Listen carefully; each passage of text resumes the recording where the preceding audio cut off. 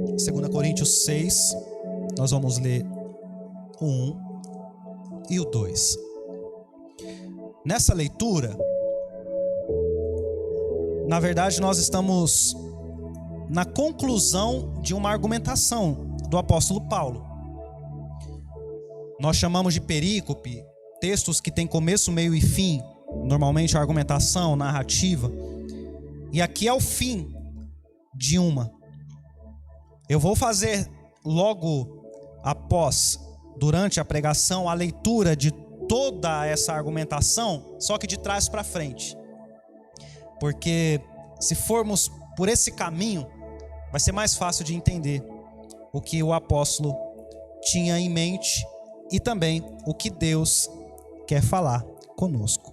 Então, nessa leitura do capítulo 6, versículo 1 e 2, temos a seguinte leitura: como cooperadores de Deus, suplicamos a vocês que não recebam em vão a graça de Deus, pois Deus diz: no tempo certo eu o ouvi, no dia da salvação eu lhe dei socorro.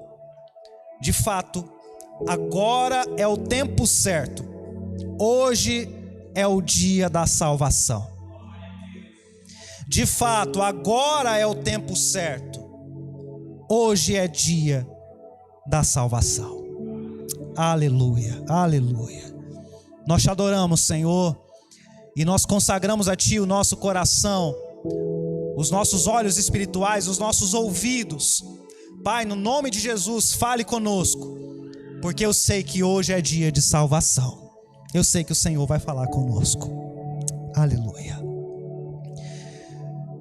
Queridos, você pode ter absoluta certeza que o Deus que você serve é um Deus pessoal.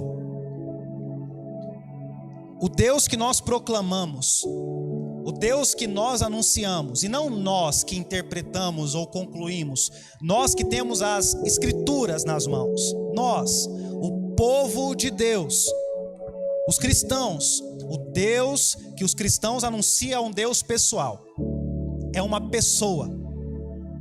E por mais escandaloso que isso seja, é isso que nós anunciamos. Ele é uma pessoa.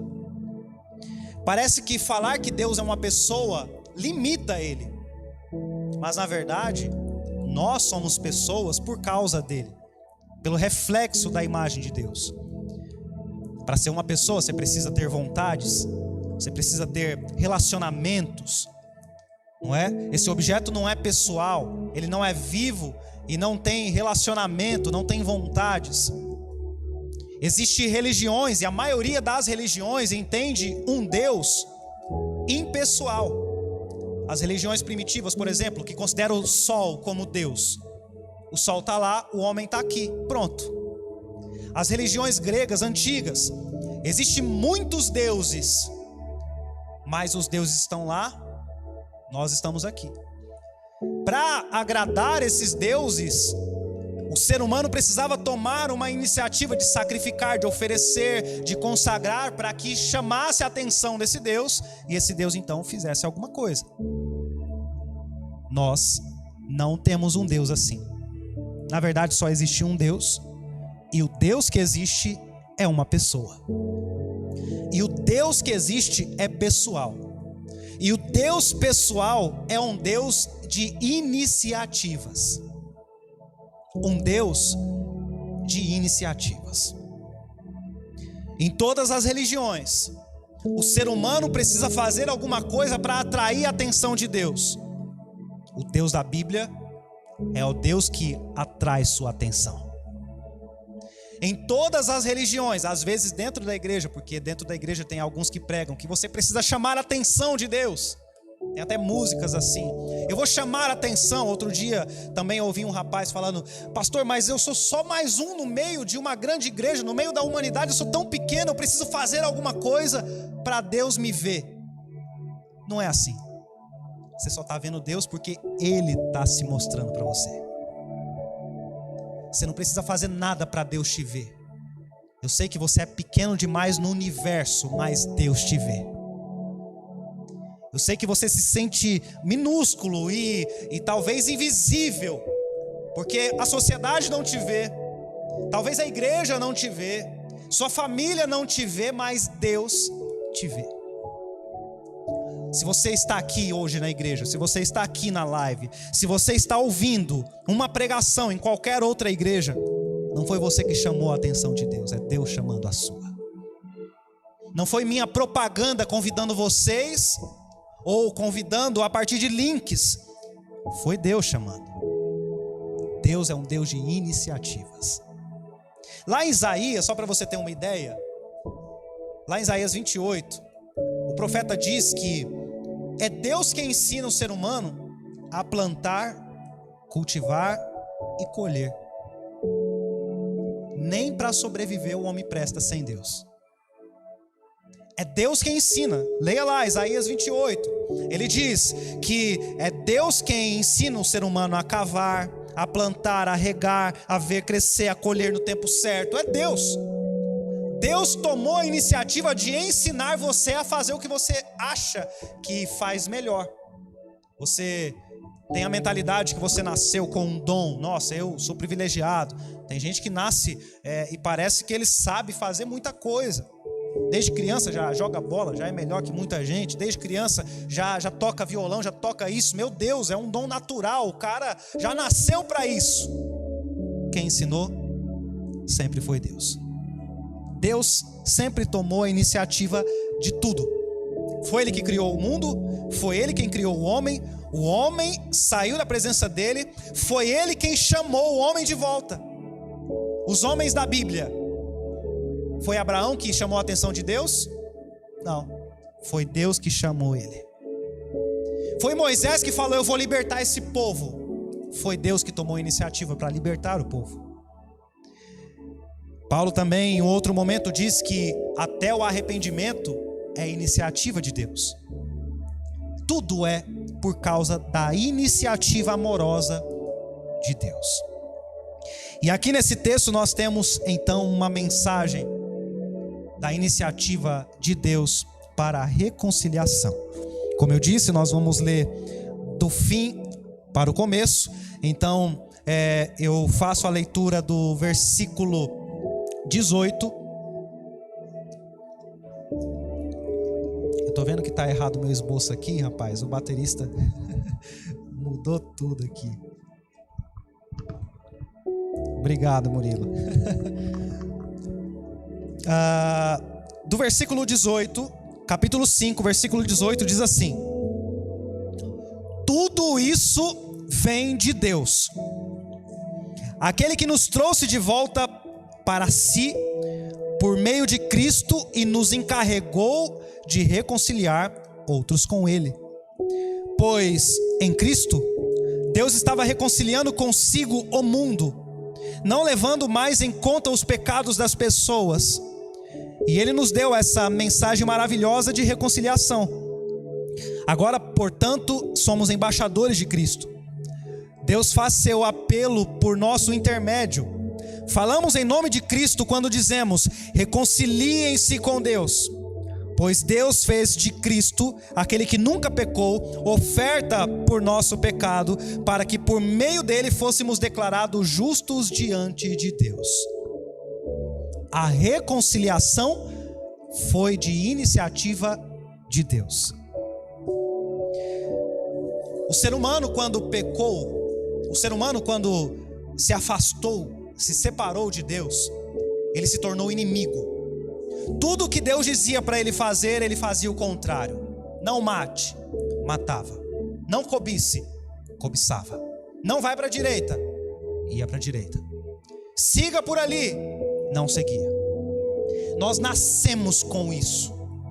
Mas pastor, eu nasci numa família evangélica, cresci na igreja. Mas você, até aceitar Jesus, é um inimigo de Deus, naturalmente, nascido contra a vontade de Deus, no sentido de que todas as suas vontades são sempre opostas à vontade de Deus.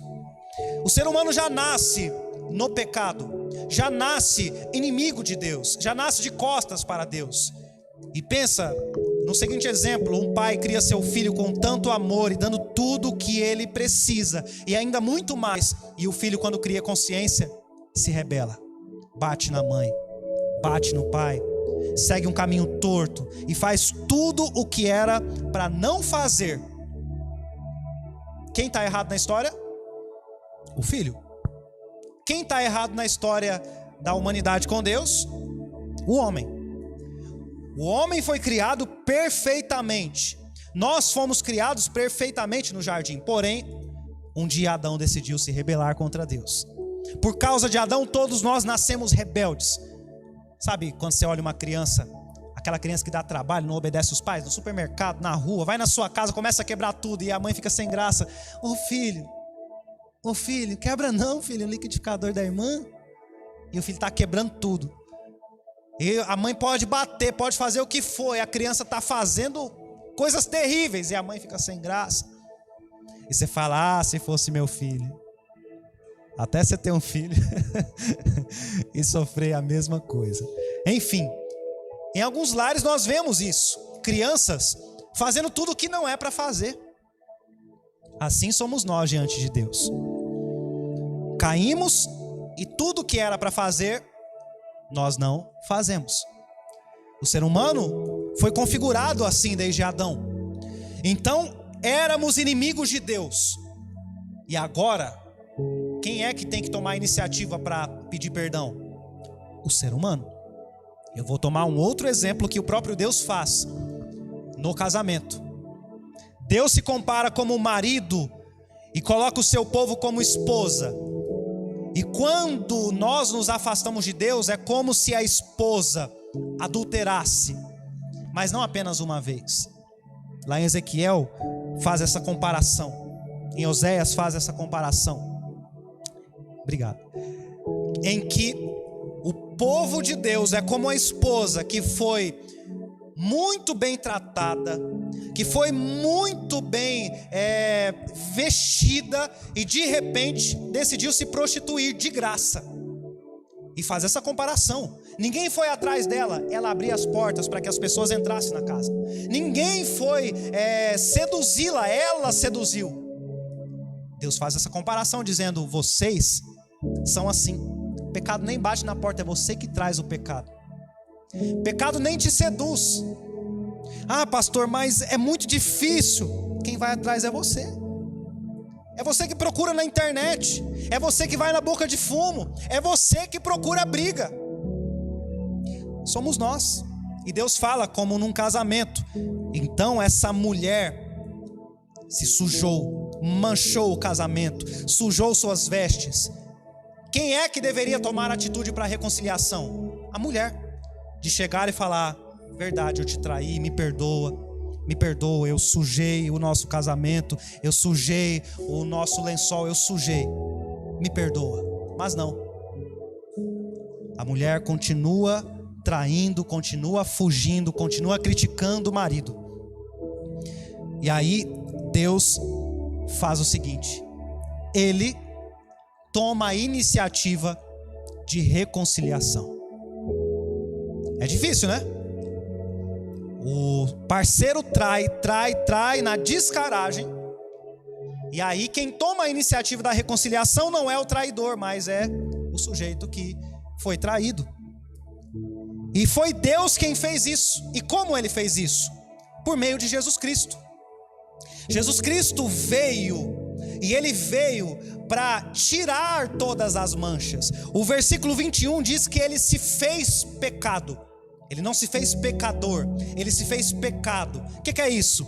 Eu sou como a esposa adúltera, e agora Jesus Cristo vem, pega o meu pecado e coloca sobre Ele, me deixa limpo de novo, para me apresentar de novo para o marido, dizendo, não tem mais nada, Cristo levou tudo. A iniciativa foi do próprio Deus. A iniciativa foi daquele que foi traído. A iniciativa foi daquele que não precisava fazer isso. Deus não precisava do homem, Deus não precisava de você, mas Ele tomou a iniciativa dizendo, eu vou fazer alguma coisa para você voltar. E Ele fez, trouxe Jesus, e Jesus agora Ele pega o seu pecado. Ontem eu estava falando para o Mauro, né? Quando você faz uma costela, quem está com fome agora vai sofrer, né? Faz na panela de pressão, aí fica a gordura, né? Aí eu vi um vídeo, coloca um gelo, e o gelo pega a gordura e tira a gordura. Aí o Mauro falou, mas a costela é para comer gordura mesmo, né? É para isso. Mas tem gente que não quer comer a gordura, coloca o gelo e o gelo tira a gordura. Que maravilha, pastor Jonathan também é culinária. Não é? Então, é isso que Jesus fez. Ele vem e ele pega tudo que é ruim, todo o seu pecado, ele se faz pecado. A mulher adúltera deixa de ser adúltera. E não é só, eu esqueci, vamos continuar. Não tem mais nada. O homem pecador, a mulher pecadora, a criança pecadora que agora aceita Jesus, não é simplesmente vamos começar uma nova história. Acabou. Eu tirei tudo. Eu retirei de você. Quem tomou essa iniciativa foi o próprio Deus. Foi Ele quem decidiu reconciliar. E olha, Paulo não está escrevendo para descrentes, ele está falando para a igreja. E ele agora diz, eu suplico, reconcilie-se com Deus. É para a igreja que ele está falando. É para o povo de Deus que ele está falando. Ou seja, não é porque Cristo se fez pecado, não é porque Cristo veio para reconciliar que automaticamente estamos reconciliados. Não é porque Cristo tomou a iniciativa de purificar a noiva que a noiva vai estar purificada. É como se Cristo estivesse de braços abertos falando, vem me abraçar. O que você precisa fazer? Ir abraçar. A iniciativa da reconciliação é essa. Ele vem, ele dá tudo e você só precisa ir. Você só precisa dizer sim. Você só precisa dizer eu quero. E agora o texto nos diz, reconcilie-se com Deus. Você precisa dizer eu quero. Você precisa confessar. Você precisa tomar atitude, porque reconciliação é uma atitude dos dois. Se eu for falar com você para aconselhar o seu casamento e um está disposto a perdoar, mas o outro não quer, haverá reconciliação? Não. E tem gente assim, chega no tribunal e fala, se eu sair eu vou continuar roubando, eu sou ladrão, eu mato mesmo, se eu sair eu mato, continuo matando, continuo fazendo. Gente que não se arrepende, gente que vê Jesus de braços abertos dizendo, vem. Não, Senhor, Jesus não está falando, vem fazer isso na igreja, isso, não. Jesus está falando, vem que eu vou tirar o seu pecado. Vem que eu vou limpar as suas feridas. Vem, você não precisa fazer nada. Você não tem que chamar a atenção de Deus. Ele veio até você. Ele te trouxe até aqui para falar, eu vim reconciliar você com Deus. Eu vim tirar o seu pecado. Eu vim te limpar. Mas pastor, meu pecado é muito grave. Não tem pecado grave o suficiente que Cristo não possa tirar de você. Ele diz, vem, venha. Versículo 14. O apóstolo diz assim, de qualquer forma, o amor de Cristo nos constrange, porque cremos que Ele morreu por todos, também cremos que todos morreram.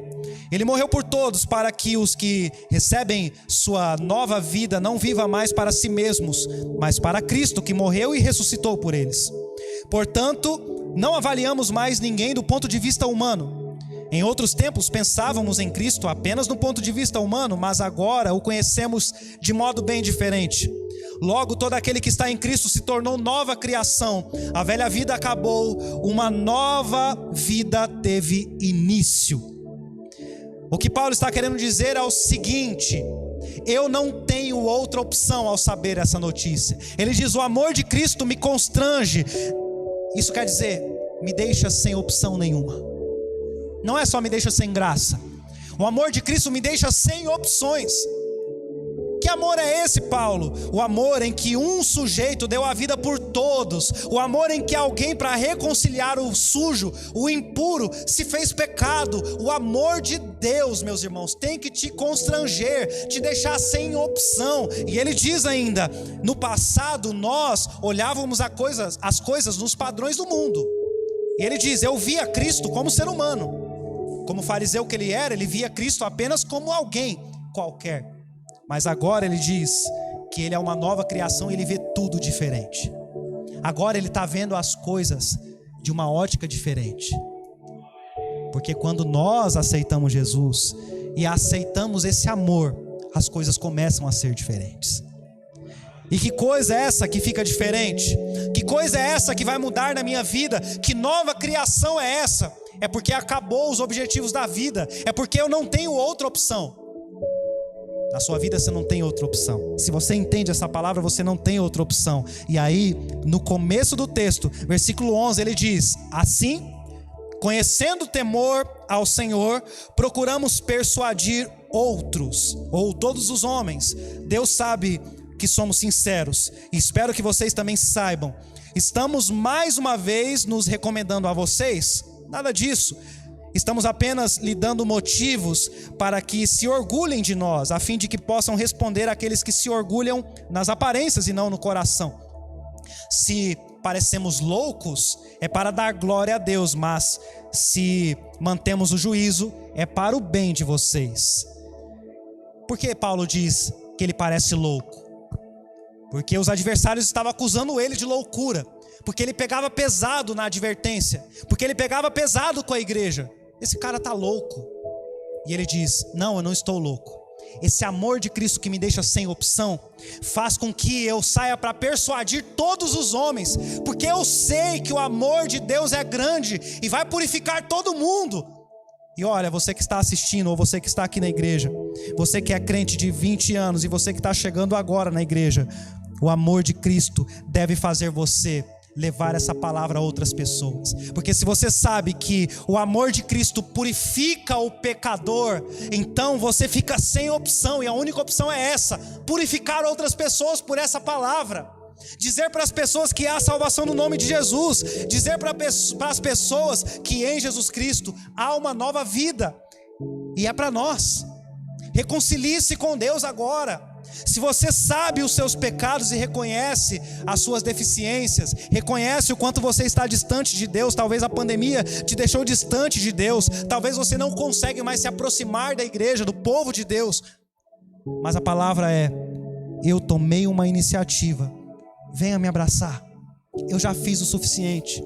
Você não tem que sacrificar, você não tem que dar nada para mim, você apenas tem que vir me abraçar, que eu te purificarei. O amor de Cristo é a solução para o mundo. E agora a palavra diz: há salvação para o mundo. A salvação chegou para nós hoje. A salvação está disponível. Não despreze a graça de Deus. Viva a vida sabendo que Cristo está agora te dando uma nova história. E essa nova história é para você viver em paz com Deus. Lembra semana passada que dissemos que estávamos caminhando para o tribunal de Deus, o tribunal de Cristo, e você está caminhando para o tribunal de Cristo. E agora, por causa da iniciativa de Cristo, você vai chegar no tribunal não sendo um criminoso, não sendo um pecador, sendo justo, porque Cristo tira os seus pecados. Se você reconhece essa palavra, se você se constrange diante desse amor, se você se sente sem opção, eu te convido a se colocar de pé. E eu não te convido a fazer parte de uma religião com tudo que as pessoas dizem que tem que fazer. Eu te digo para fazer parte do corpo de Cristo, a ser noiva de Cristo, a ser uma nova criatura, a olhar o mundo de forma diferente, a ter uma nova perspectiva, porque Cristo tomou uma iniciativa. Agora falta o seu passo de fé. Você tem alguma atitude para dar a Deus nesse momento? Você tem alguma palavra para oferecer a Deus? Você tem a sua vida a oferecer a Deus? Então fale com o Senhor. Pai, obrigado porque tudo vem de Ti. Tudo, absolutamente tudo. Não conseguimos nem sobreviver. A palavra que o presbítero trouxe, a palavra que a Débora trouxe, diz exatamente que tudo vem de Ti, nós dependemos de Ti. É o Senhor quem nos livra, é o Senhor quem nos alimenta, é o Senhor quem nos dá tudo o que precisamos. Mas além de sobreviver, o Senhor também toma iniciativas para nos salvar. E mais do que iniciativas para salvação, o Senhor constantemente chama a nossa atenção. Chama a nossa atenção para voltarmos. Chama a nossa atenção para recuperarmos as nossas forças. E agora eu sei que tem gente assistindo, ó Deus, em casa. E eu sei que tem gente aqui nessa casa de oração falando contigo com sinceridade. Senhor, nós corremos para o seu braço, os seus braços. Nós corremos, Senhor, porque eu sei que em ti há reconciliação. Eu sei que o Senhor está disponível. Então, por favor, nos purifique, Senhor. Nos purifique, Senhor. Que não haja ninguém aqui que saia duvidando dessa palavra, mas saia, Senhor, livre de todo pecado, livre de toda a condenação do diabo, livre, Senhor, de toda a maldade do mundo. Faça-nos ter uma nova perspectiva e anunciar a todos, a falar do seu amor a todos e mostrar que o Senhor é um Deus que salva e que muda a nossa história. No nome de Jesus, salve e mude a nossa vida agora, Senhor, porque eu sei que teremos paz contigo. No nome do Pai, do Filho e do Espírito Santo. Amém e amém. Aplauda bem forte ao Senhor, irmãos.